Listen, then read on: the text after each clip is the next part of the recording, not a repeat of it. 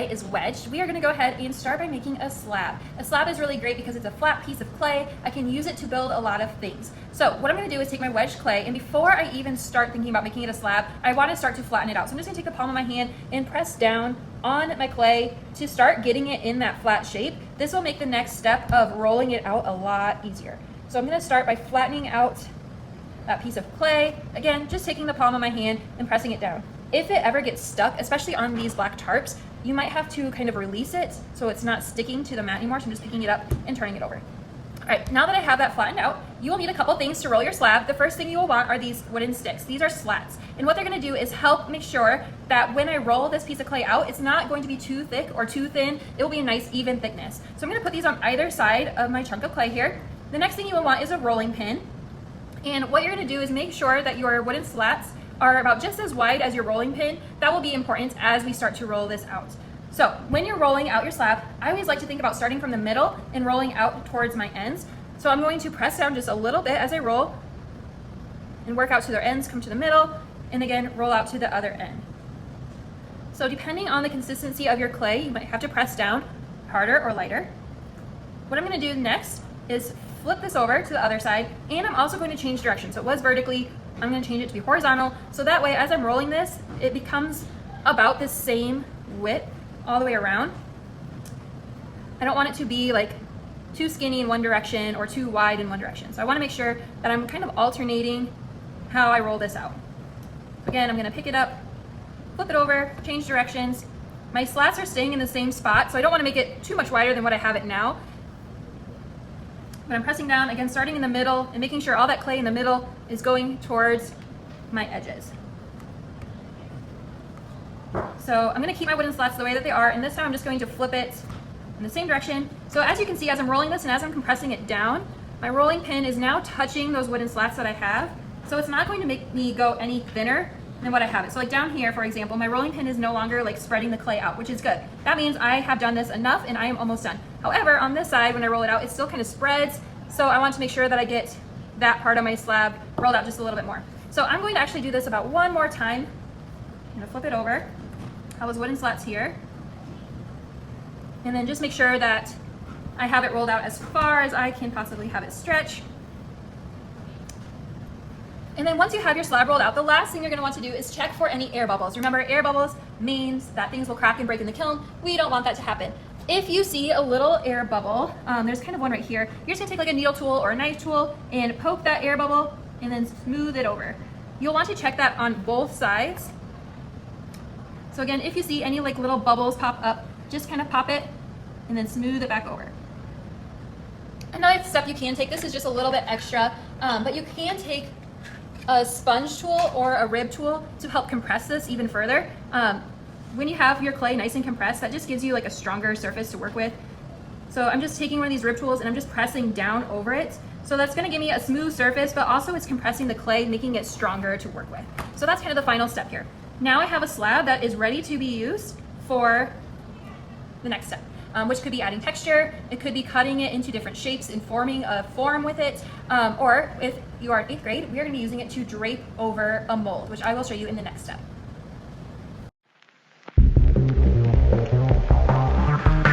All right, now that I have my slab, I'm going to show you guys what we're going to be doing for our practice activity for today, and that is going to be practicing creating a variety of textures using our slab, and then also we're going to be practicing scoring and slipping. So the first thing I'm going to have you do is try to make at least 3 or more different textures. I have all these different tools over at home that I can use to create textures. You can also create textures with some basic tools like a needle tool. I could use a needle tool to draw in a design. So maybe I want to do a pattern with some different shapes, or I want to draw a picture. Maybe I want to do like a smiley face. I'm just removing the extra bits of clay here. So you could use a needle tool to draw into your clay. This is actually called subtractive texture, where you're pushing into the clay or you're removing something from the clay to create a texture design. You could also take your like knife tool and do the same thing and maybe create a unique pattern that way. So I'm just making some like hatching lines. So if you only have some simple tools, you can create designs like that. This is like a little wooden skewer. I could maybe press it into my clay to create something like that. You could also see what happens when you overlap some of those things together. Over at Homes, I also have these little letters. So you could press those into the clay if you wanted to spell out a word. Again, I have beads, so lots of different things. I want you to experiment, and I want you to try out at least 3 different methods of creating texture. So I don't want you to just use the knife tool and create 3 different textures. I want you to try out 3 different tools to create a texture. So I got some beads there. I have these little wooden blocks, which are really fun too, that you could stamp into your clay. They're double-sided, so there's 2 different designs. You could use your serrated ribs and maybe create a texture using those. I have more stamps. So again, I just really want you to experiment, try as many different things as possible. So that way when you start coming up with project ideas, you kind of know what you might want to use. I also have some little cookie cutters here. You can use them 2 ways. So you might use it by just gently pressing. So I'm not pressing all the way through. I'm just partially pressing in to my clay, and you can see the design that way. You could also use it to cut out a full and complete shape. So that is leading into my next step here. So after I practice using multiple different types of texture, I'm going to take either a cookie cutter or use my knife tool, but I want to cut out a shape. And I'm going to do this towards the outside edges, and you'll see why here in just a second. So I'm going to cut out a shape using one of those methods. And I want you to practice scoring and slipping this somewhere back on your slab here. And scoring and slipping works when you are trying to take 2 pieces of clay and attach them together. So what I'm going to do is take my serrated rib tool, and I'm going to drag it over both pieces of clay. And you really want to make sure that you are pressing down when you do this and really roughing up the entire piece of clay. I'm going to score where I'm going to attach it as well. Same thing, making sure I really rough up that area. It's kind of like Velcro. If you think of how you take 2 pieces of Velcro and attach them together, and they both have really roughed up edges, so that way those 2 pieces really stick together, almost like a puzzle piece. So I'm going to then take slip, which is just a mixture of clay and water, and I like to use a knife tool. You can use your finger if you don't mind getting a little messy, and I want to be pretty generous. I should be able to see the slip on my project, and you'll notice it covers the whole shape. And then when I go to attach it, if I just set it there, I could easily peel this off, right? So you want to make sure that you press down firmly all the way around your shape. You should see the slip kind of oozing out of there. So now if I were to pick this up, it's really tough to take off. All right, so this is going to be your practice for today. Practice using lots of different textures. You're gonna practice cutting out a shape, and you're gonna practice scoring and slipping it on. One more thing here with your slabs, and that is going to be how to make a cup. I prefer using a slab to make a cup because I get a nice cleaner shape. It's going to be much easier to drink out of this if I, instead of using like a pinch pot technique or something like that.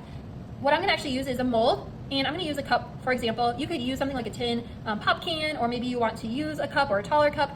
There's lots of different things that you can use. I'm gonna actually use this cup, and what I'm gonna do is start to kind of measure out the height of my cup. You could use a ruler to help make straight lines. Just for this demonstration purpose, I'm gonna eyeball it. I'm going to take a practice cut first, so I'm not pressing all the way, but I'm trying to make a straight line. And then after that, once it's the way I want it, I'm going to do a final cut where I'm pressing down all the way into my clay. So I have this nice slab to work off of. The reason why I like to use a mold is so that way when I'm building this, I know it's going to be the shape that I want it to be. Sometimes if I were to just take this slab and then fold it in, I don't always get the right size or the right shape that I want it to be.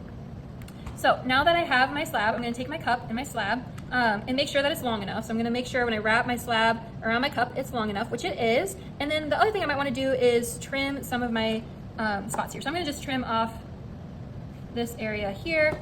I'm going to leave this for now just to make sure I have enough. Okay, so what I'm going to do is take this slab and carefully kind of form it around my mold, in this case my cup. And then when I get to the spot where it overlaps, you guessed it, I have to score and slip. So I'm going to take my rib tool, and I want to score where they're going to be attaching. So in this case, it's the outsides of my slab. And then I'm also going to use some slip. Again, you only need to slip one side.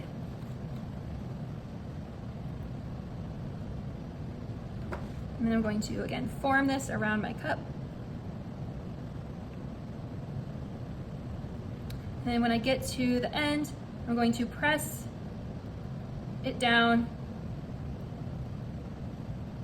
and then use any method that you want to kind of smooth it out. So you can use your fingers, you can press it out that way and smooth it. You could use, again, like a rib tool and smooth it out that way. While it's still in my cup, I could take my knife tool and trim up the edges a little bit. I'm just keeping my knife flat against my cup.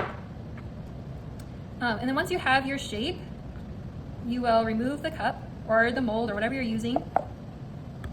And then from here, you're probably going to want to do the same thing where you are smoothing out the inside of your cup. You will also need to roll out a slab to make a bottom for your cup. So I will just take this form, roll out a slab. I'll just use this for demo purposes. And I could set my cup down on that slab, trace out the bottom, cut that shape out, score and slip it onto the bottom. So that way I have like a nice smooth mug to work with. Again, you'll want to consider your edges, making sure those are nice and smooth. And I could add any other details. I could add more texture, I could add a handle, or I could just leave it as a cup and use it that way.